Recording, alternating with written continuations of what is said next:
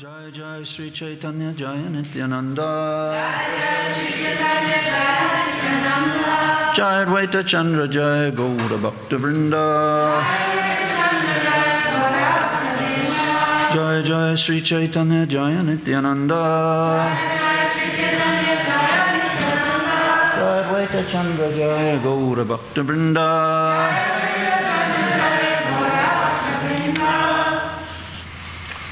Reading from Sri Caitanya Caritamrita, Adi-lila, chapter 13, the Advent of Lord Caitanya.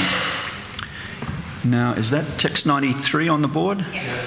Jaya Jaya? Yes. Okay, fantastic. Please repeat, yeah. Jaya Jaya Dhwani Haila Sakala Bhuvana.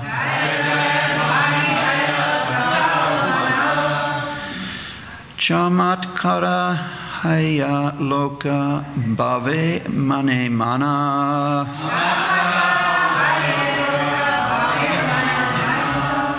Jaya Jaya Dhwani Haila Sakala Bhuvana. Chamatkara Haya Loka Bhave Mane Mana.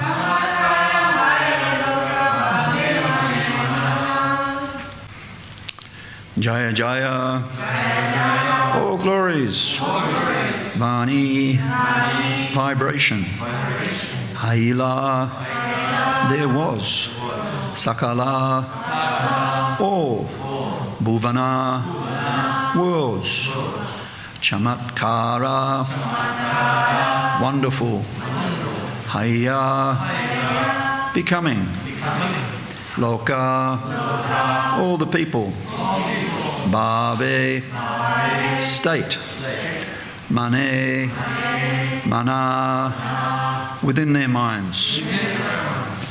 Translation: all people thus chanted the Hare Krishna Mahamantra during the lunar eclipse, and their minds were struck with wonder. Please repeat. All people thus chanted the Hare Krishna Mahamantra during the lunar eclipse, and their minds were struck with wonder. No purport, so we're going to read a couple more verses here, everyone. Text 94. I'll just read the English translation, if you'll permit me. When the whole world was thus chanting the holy name of the Supreme Personality of Godhead, Krishna, in the form of Gaura Hari, advented himself on the earth. Text 95. Translation: the whole world was pleased. While the Hindus chanted the holy name of the Lord, the non-Hindus, especially the Mohammedans, jokingly imitated the words. Purport: although the Mohammedans or non-Hindus have no interest in chanting the holy name of the Lord, the Hare Krishna Mahamantra, while the Hindus in Navadvip chanted during the lunar eclipse, the Mohammedans also imitated them. Thus, the Hindus and Mohammedans joined together in chanting the holy name of the Lord when Sri Caitanya Mahaprabhu advented himself. Om Jnana Timirandasya Gnanjana Shalakaya Chakshu Unmanitam Jena Tasmai Sri Gurave Namaha. So, this past week we've also been experiencing the soothing rays of the full moon, as it was 1 month ago when on the most auspicious occasion of Gaur Purnima. And in the year 1486, at this particular identical time of the year, Sri Krishna Caitanya Mahaprabhu appeared in this world. And it's wonderful that, and historians have often marveled at how Caitanya Mahaprabhu's appearance, how his Sankirtan movement was established and grew and continues to grow. despite the fact that Sri Caitanya Mahaprabhu himself didn't leave a will, he didn't have an organisation, and he didn't personally write very much. Though in his youth he was famous as a great scholar, Nimai Pandit, and he taught, he had his own school. But what Mahaprabhu had in abundance were what are known as his parshadas, or his confidential associates. And they say a picture's worth 1,000 words. So we've brought along our treasured copy of Bhakti Ratnakar. And I know it's a long way away, but you may just be able to make out on the cover. At the very top is Chaitanya Mahaprabhu surrounded by other members of the Panchatattva. And immediately in front of them are the 6 Goswamis of Vrindavan. And then the 9 celebrated sannyasis who lived with Mahaprabhu for many, many years in Puri. And of course, Ramananda Roy is there as well, Swarup Damodar. And so many others, even King Prataparudra, the king of Puri at the time, he's depicted there, painted in very nicely, wearing his royal regalia. And unlimited other, Pundarik Vijayanidhi, and so many other parshadas, or eternal, very confidential associates of Mahaprabhu. And it's through them that the Lord was able to spread the Sankirtan movement. And of course, we know he did that personally. His famous Navadvip pastimes are there in his youth. And then after accepting the renounced order of life, the Lord personally travelled the length and breadth almost of India, the subcontinent, spreading the chanting of Hare Krishna, the Mahamantra. So we're very fortunate to have this wonderful literature to study when we've become attracted to Krishna. And it's very merciful of Krishna to come so recently, twice, 5,000 years ago, speaking Bhagavad Gita, and then just a little more than 500 years ago, again, as Chaitanya Mahaprabhu. And where the Lord appeared is very significant. It is known, Navadvip Mayapur Dham is known as Sadhana Siddhi Bhumi, or Sadhaka Siddhi Bhumi, which means the place where siddhas, or perfected devotees, perform sadhana. Not because they need to, because they're already perfect, but they do it for our benefit, to set an example. And of course, one of the many great examples of that is Namacharya Haridas Thakur, who practically all day and night chanted the Hare Krishna Mahamantra. So, and Lord Chaitanya appeared for a number of purposes. Sometimes it's described, he had his internal and external reasons for appearing. The external reasons can be said that there is always a personality who appears in every Kali Yuga to inaugurate Harinam Sankirtan, the Yuga Dharma. This word Dharma is interesting. Dharma and religion have very similar meanings. They mean something to hold on to. So Mahaprabhu wonderfully introduced the Yuga Dharma, the religion for the age. And simultaneously, Krishna was feeling somewhat curious how it is that his consort, Sri Radha, her feelings, what they are, the deep internal feelings of Srimati Radharani for Krishna. So for that internal reason, the Lord also appeared. And in that way, our acharyas described Yuga Dharma is like cloth that's interwoven with prema. It's like we have a piece of cloth, lengthwise and breadthwise, the cloth is there. So in this way, the Yuga Dharma is also, woven together with the wonderful fifth goal of life, Prema Pumata Mohan. We have the different 4 other goals of life: religiosity, economic development, sense enjoyment, and finally moksha. But Caitanya Mahaprabhu said, actually, there's a secret 5th goal of life, and that is to develop love for Krishna. Dharma, artha, kama, moksha, and then prema. So it's a wonderful time to actually take birth so soon after the appearance of Lord Chaitanya. And we can just speak a little bit about some of the prominent, in particular, associates who appeared along either before or around the same time or a little after Caitanya Mahaprabhu.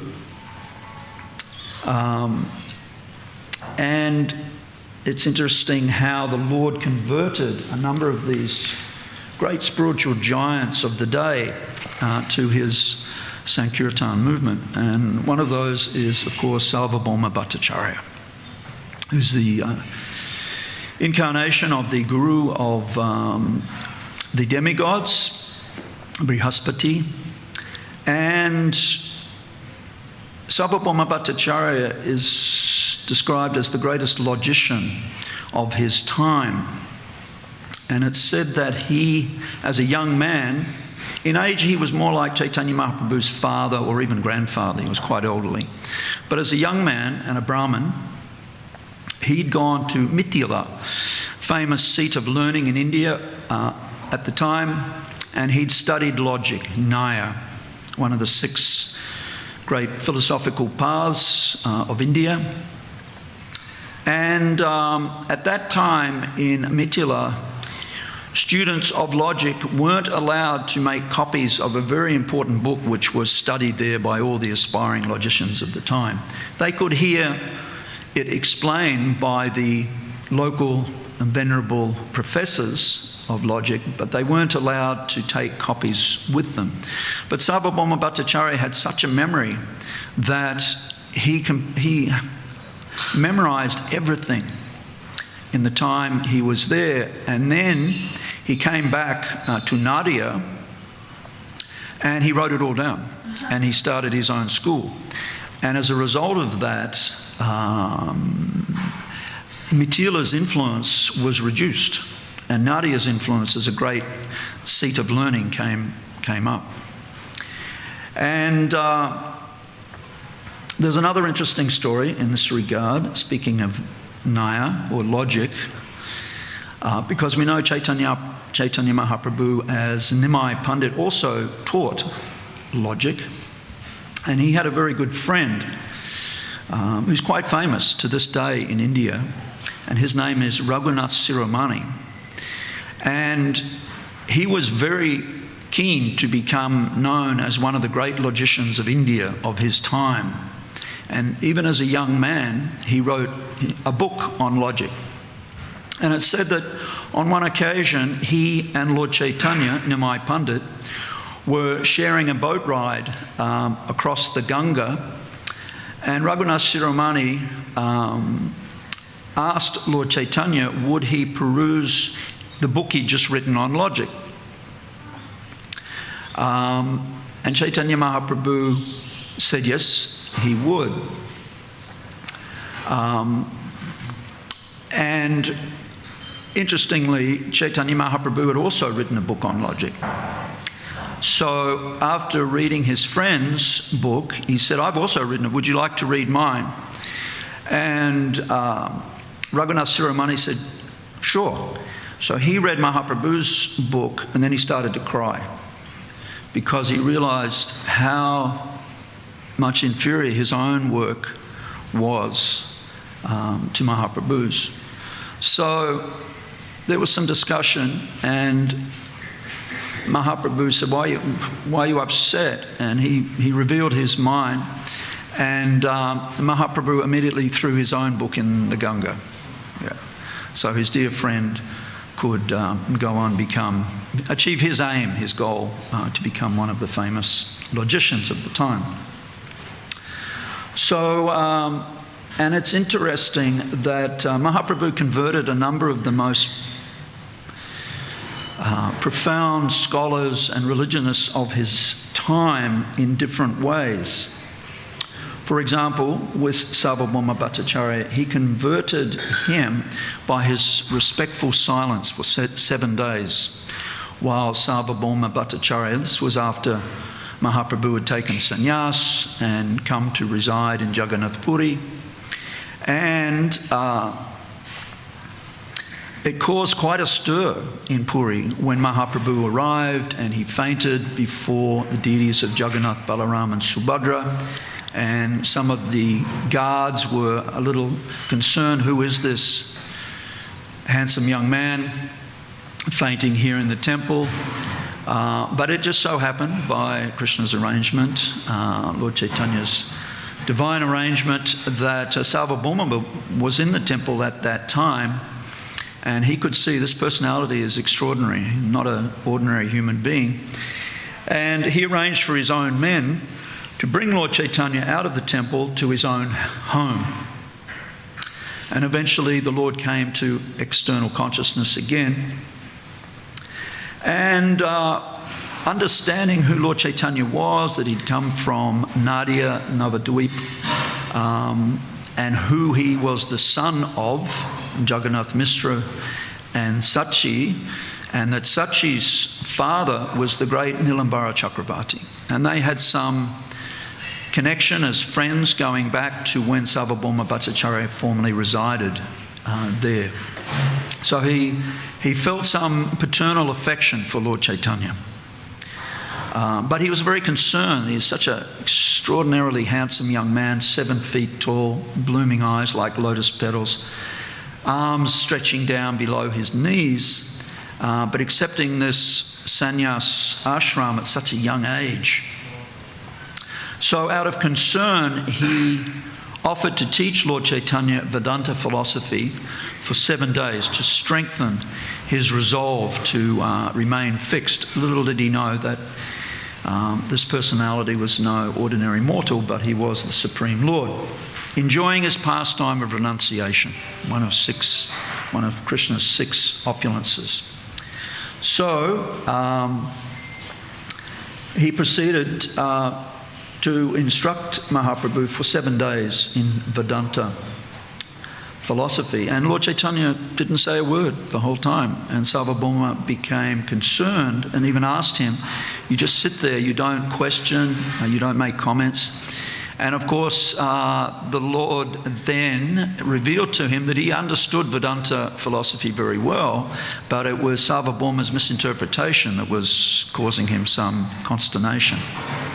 Vedaischa saveraham eva vedya vedanta krit vedanta vid eva chaham. I am the source of all the Vedas, Krishna says. And as Vyasadeva, I am the compiler of Vedanta, and so on. By all the Vedas, I am to be known. So that came to pass. And then they had a wonderful, profound, deep philosophical conversation where Lord Chaitanya explained in many different ways the famous Atmarama verse of Srimad Bhagavatam. Atmaramas chamunaya nigranta opirukme govantya hoitakim bhaktim itam bhuta guno hari. That even Atmaramas, advanced transcendentalists who are self-satisfied, they take pleasure in hearing topics of the Supreme Personality of Godhead. They relish hearing those. And of course there are many famous examples like the 4 Kumaras and Sukadeva Goswami and so many others. So, and as a result of that, Sarvabhauma Bhattacharya's mind changed, and he actually became a very staunch follower of Chaitanya Mahaprabhu, and he gave up his teaching of Shankaracharya's Vedanta and even teaching logic and so on.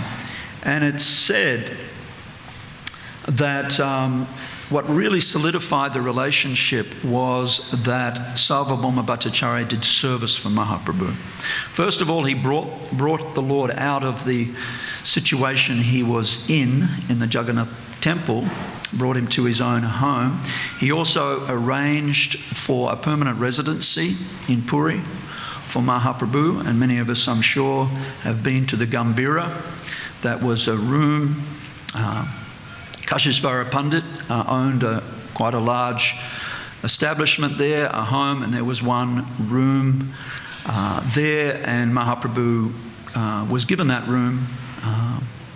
That arrangement was made by Sarvabhauma Bhattacharya, and of course he resided there for the last 18 years of his life, after 6 years of travelling, after the 24-year period of his life, after accepting sannyas. So he arranged that. He also made sure that Mahaprabhu got prasadam immediately upon arriving in Puri, and he ensured that that his own men would accompany Chaitanya Mahaprabhu to the temple every day, so the Lord wouldn't be disturbed and wouldn't have to fight through the throngs of crowds, the pilgrims there, the devotees.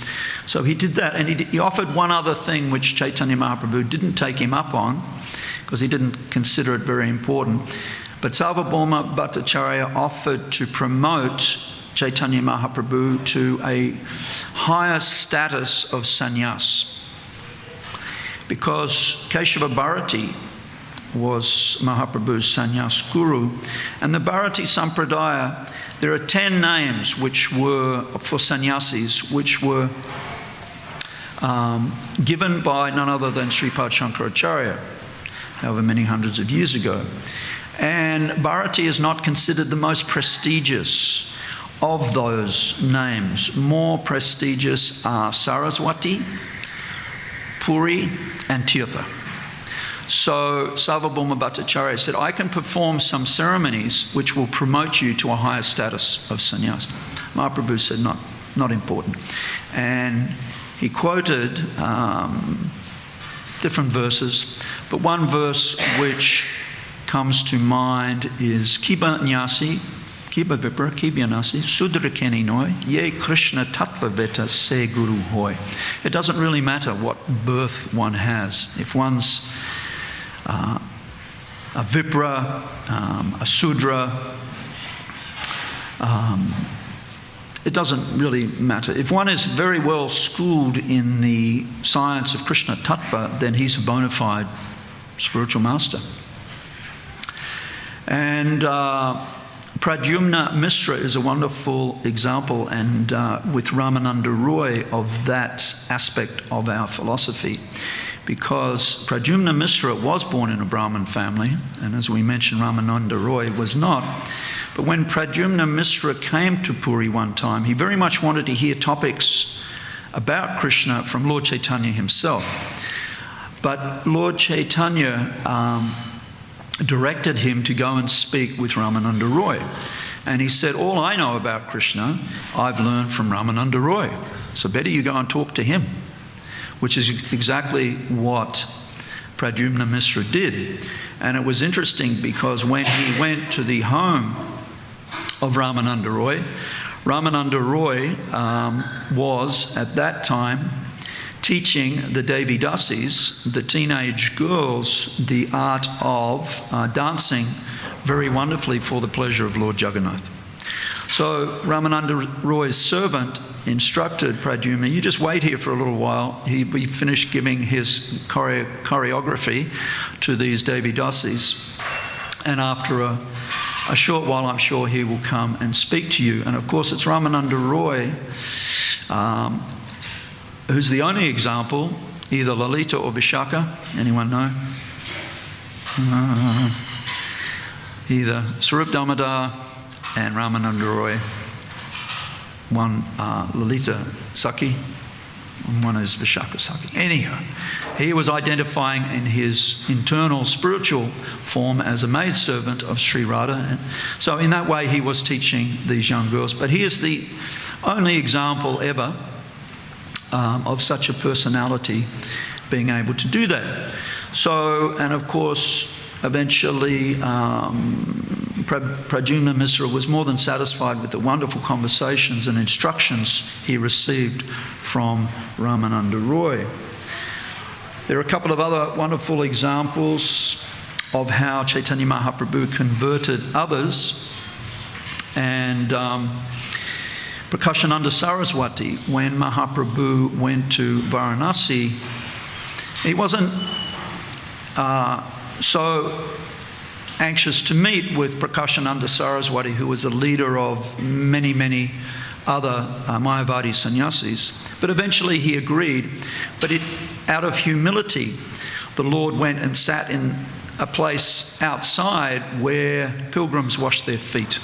So not considered a very clean place, but Mahaprabhu humbly sat there. Of course, he did manifest an effulgence which was brighter than 10,000 suns, because the impersonalists, of course, they're very attached to Krishna's impersonal aspect, Brahman. But notwithstanding, he sat there and melted the heart of Prakashananda Saraswati. And there's a delightful painting I'm sure many of us have seen, where the elderly Prakashananda Saraswati took Mahaprabhu by the hand and said, Your Holiness, please come and sit here. That is not a very clean place. And of course, they also had profound philosophical discussions based on the famous Atmarama verse and others. And another wonderful conversion is described Venkatabhatta in South India, the famous Sri Ranganath Temple, when Mahaprabhu spent the 4 months of one rainy season there. And he was hosted very nicely by Venkatabhatta and his brothers, Trimala Bhatt and the great Prabodhananda Saraswati. And Venkatabhatta's young son at the time, the great Gopal Bhatta Goswami. So, spending 4 months in someone's home, Mahaprabhu converted Venkatabhatta using humour. Because Mahaprabhu explained, Venkatabhatta and they were all very highly respected and very scholarly members of the Sri Sampradaya. Lakshmi Narayan, they were worshipping the Supreme Lord as Lord Narayan, along with Lakshmi, goddess of fortune.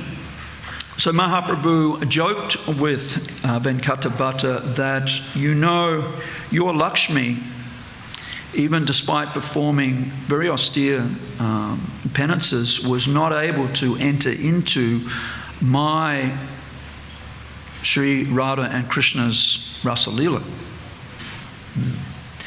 And he joked with him that when his worshipable Ishtadevas, Srimati Lakshmi Devi, very much wanted to enter into her husband's original form as Gopinath, but and when she appeared on the outskirts of Vrindavan, of course, the gopis, they had some conversations, and she was asked, because she appeared very supremely attractive, wonderful goddess, and different questions back and forth were posed. Whether Lakshmi, for example, knew how to milk a cow. She said, no, I've never milked a cow. What about making cow dung patties, which Prabhupada did say are the best type of fuel? Yes, you can come for darshan if you like. Yes, please. We're just having a little discourse here. Nice to see you all. Yes, Prabhupada did say cow dung patties, and of course those of us who have been in Vrindavan and all over India see the ladies, and they seem to be enjoying themselves getting a big pile of wet cow dung and just slapping it back and forward, and then boom on the side of the house where the sun dries it. And foodstuffs, prasadam, cooked that way using dried cow dung patties, Prabhupada said, most delicious. Followed by wood fires, followed by gas, followed by electricity. I think I got that right. So Lakshmi had to confess no, she'd never slapped wet cow dung in her hands, never milked a cow. Gopis weren't too sure whether she was qualified or not. So in this way, Mahaprabhu joked with Venkatabhatta that his Sri Radha and Sri Krishna, they were actually, it was a higher standard of worship. And actually, Venkatabhatta and his brother were convinced, and they were very... and of course, the great Prabodhananda Saraswati moved shortly thereafter to Vrindavan and never came back to Sri Rangam. And not long after, when his parents had left this world and Gopal Bhatta had grown up, he also went and joined his uncle, Prabodhananda Saraswati, in Braja. And Prabodhananda Saraswati served as the spiritual master of Gopal Bhatta Goswami. So in this way, Mahaprabhu did many wonderful conversions. The characteristic of the living force in immortality.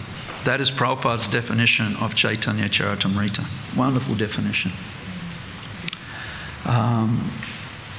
And let me just see here. One thing which we heard His Holiness Kadamba Maharaj say some years ago when he visited us here at New Govardhana was how much he appreciated the Australian temples, because in the Australian temples we still recite every morning the entire Shiksastakam prayers. And of course, those of us who were around during Prabhupada's time, we know that was introduced way back then as a fundamental aspect of the morning program. It would appear in some other temples that was never done, or if it was done, it hasn't been continued. So I know Maharaj really appreciated that. He commented about that publicly, how much he liked spending time in the Australian temples, because he considered, as we all do, these 8 prayers, Shiksastakam, the most important instruction, shiksha, of Chaitanya Mahaprabhu. And we may be wondering how they... And of course, they're the very last verses that Krishnadas Kaviraj Goswami includes in his Chaitanya Charitamrita, which is very significant, how a book ends. It's very significant. So... and it's said that even Mahaprabhu didn't personally write those down, but he spoke them, and his secretary, Swarup Damodar, he wrote them down.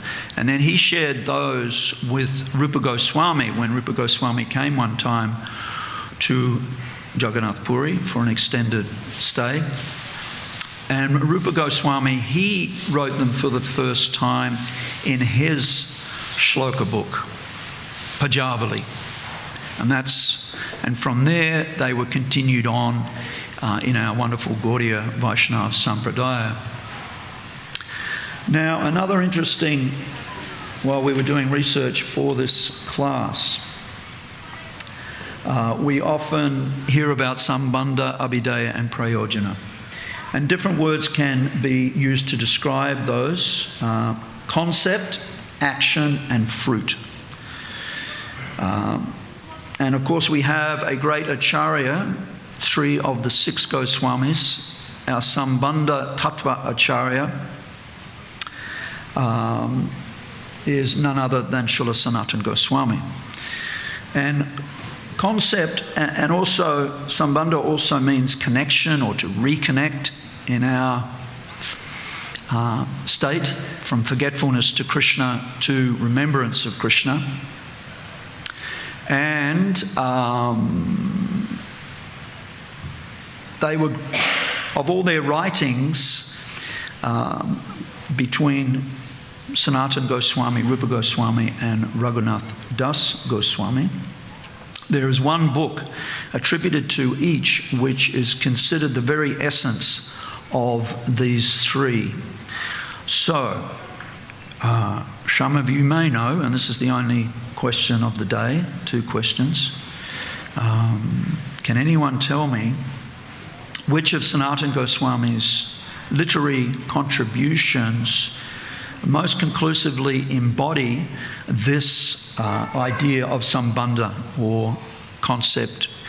Especially, did I hear a rumble of Brihad Bhagavat Amrita? Thank you very much. Nrsinga Kabacha Prabhu. All right, so we move on to action. And who can tell me of the famous works of Srila Rupa Goswami that most conclusively describe, the transcendental reciprocation, if you like, between the Lord and his devotees. Did I see somebody's hand go up there? Bhakti Rasamrita Sindhu, fantastic. Third one's really tricky, Prabhus, and I'm not even going to, and it's very esoteric, as Prabhupada would say, high philosophy, and I'm not even really qualified to. But in the works of Srila Raghunath Das Goswami, who is our Sambandha Abhidaya Prayojana Acharya, this is the fruit which devotees relish in however long it takes, the fruit of love of Godhead, the blissful reciprocations between the Lord and his devotees. So Raghunath Das Goswami is famous for writing 3 books, and some books are often included within other books, such as one which is very famous is Manashiksha, which I believe, and I'm open to corrections here, is contained within the Stavavali. There's also another book called Mukta Charita, and to the best of my research, it's that book which the fruit is very wonderfully described by Srila Raghunath Das Goswami.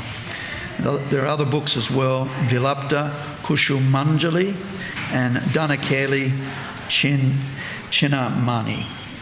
But we won't say any more about that because very high philosophy.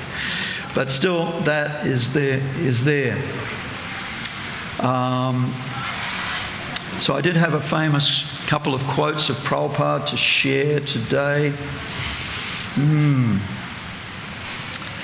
And they're very wonderful as well. And perhaps we'll just give a quote from Srila Bhaktisiddhanta Saraswati first of all, which we came across. The absence of the enjoying spirit is what he ascertained as humility. So, okay, one interesting story of Srila Prabhupada is when a gentleman came to Mayapur one time and asked Srila Prabhupada if he was Sarvadarshi, which means, did he see everyone equally? And Prabhupada answered with great humility, I am just trying to serve my spiritual master.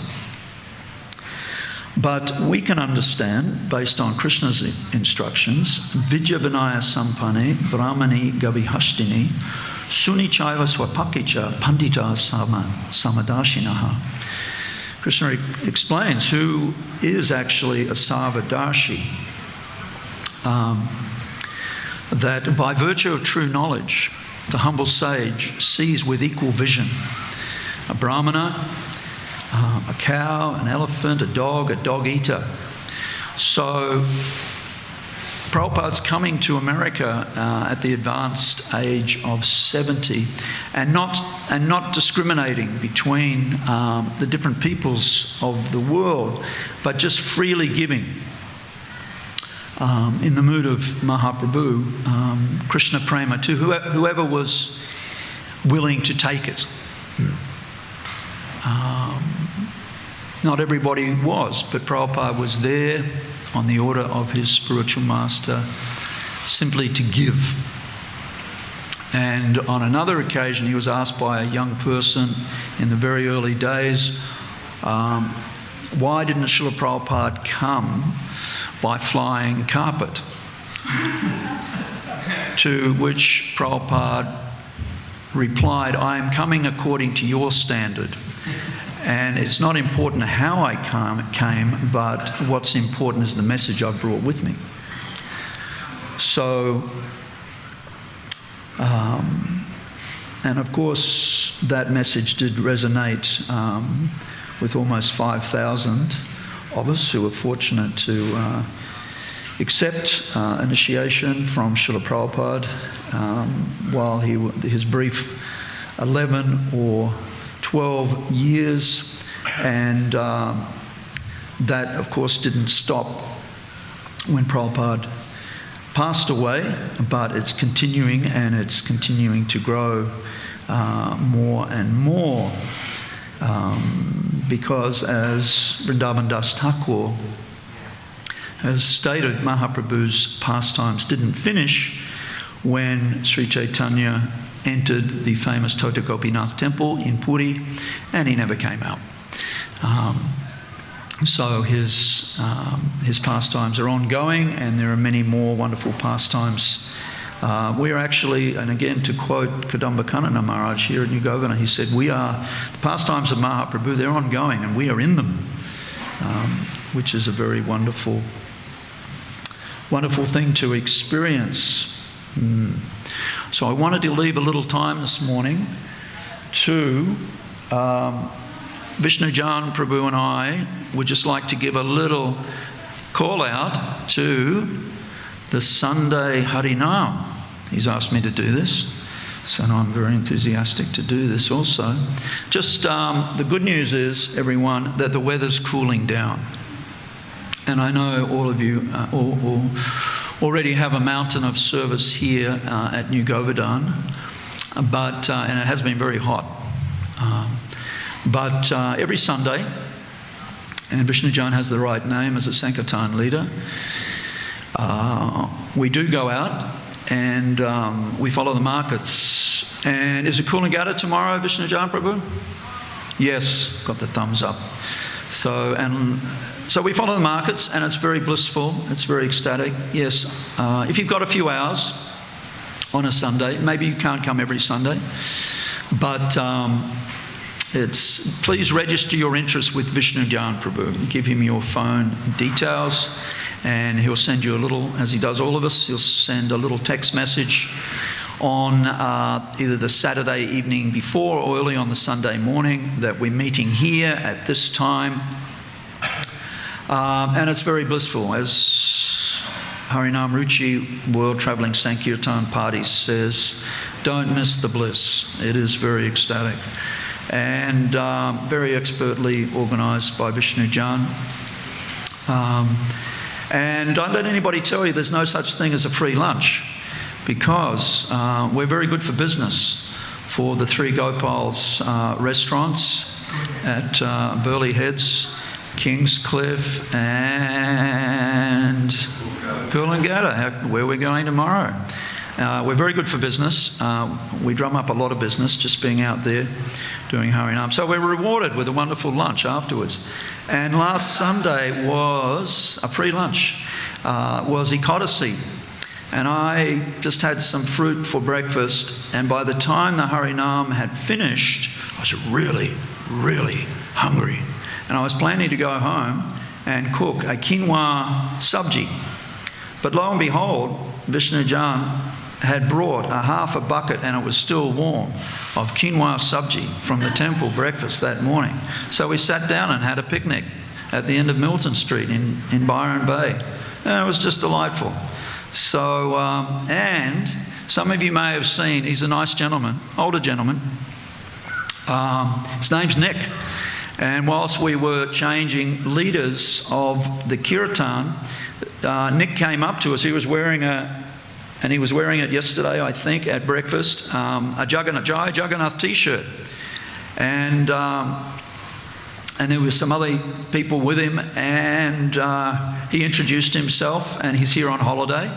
But he said, yes, I go to Bhaktivedanta Manor, and we've heard all about Krishna Village. And he had a delightful Londoner accent. And he said, I'm booked in, I'm coming in a few days. And one of our devotees just happened to have, like every good businessman in olden days, had some business cards in his pocket. He gave him a Krishna Village business card. So Nick's in ecstasy. And So we have so many wonderful experiences out there on Harinam. I know it's probably challenging for our parents with young children, but for that reason I brought my hat so I didn't forget, because you do need a hat. If you come out on Harinam, bring a hat. But there's so much more I could say, but you get wonderful realizations out there on Harinam Sankirtan on a Sunday. And I know there's also Harinams in Surfers Paradise and Karambanai here, so the Sankirtan movement is expanding all the time. But we'll leave it there. Any questions or comments, everyone, this morning? Joe, do we have a microphone? We've got 2 questions here. This is going to get tricky. Can I take one at a time? Actually, I think Kavacha might have shot his hand up first. Let's just... More of a comment than a question. Sure.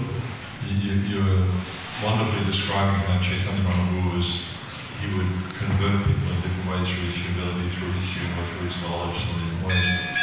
And for me, it just shows us how we need to be adaptable in the way we present Krishna consciousness based on the person we're dealing with. We need to be able to present Krishna consciousness in a way that's, acceptable. And we see the ideal example of that in Srila Prabhupada. He was so many different ways to present Krishna consciousness. And sometimes he didn't present Krishna consciousness without actually speaking about Krishna consciousness. If I may tell a small story. Sure. I was at Buckingham Manor about 12 years ago, I think it was, for Prabhupada's disappearance day. And one of the ladies had just gone to the hospital and all had a baby. And when she was in the ambulance attendant asked me, because the guy sitting in the back, asked me, "You're Hare Krishna?" And she said, "Yeah." She said, "I met your spiritual master. Such a wonderful man."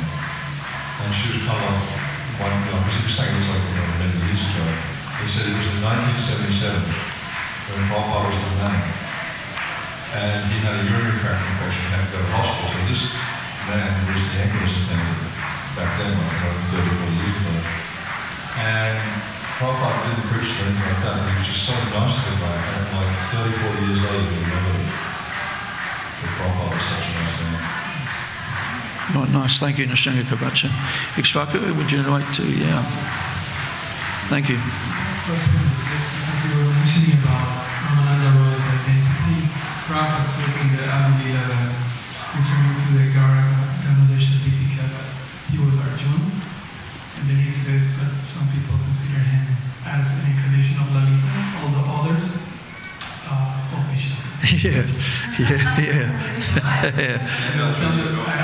I've heard classes of different sannyasis, and some say Lalita, some say Vishnu. So Prabhupada said, well, but the Ganodesha Deepika says Arjuna also, yeah. And his father and his brothers are all there. Bhavananda Roy, Pandava. Yeah, Pandava. I think, Krishna Kirtan also. Just quickly on that note, you did mention that Ramananda Roy's only personality does have that intimate relationship with those young dancers. So we know from Mahabharata, Arjuna also, when he was in Nikta, performed the same activity when he was training. So that would indicate that there's some of Arjuna in that personality. Very good point. Yes. Prabhupada said the gopi. Prabhupada said the gopi. Yes, there's also traffic for Arjuna. He taught, They can all be there.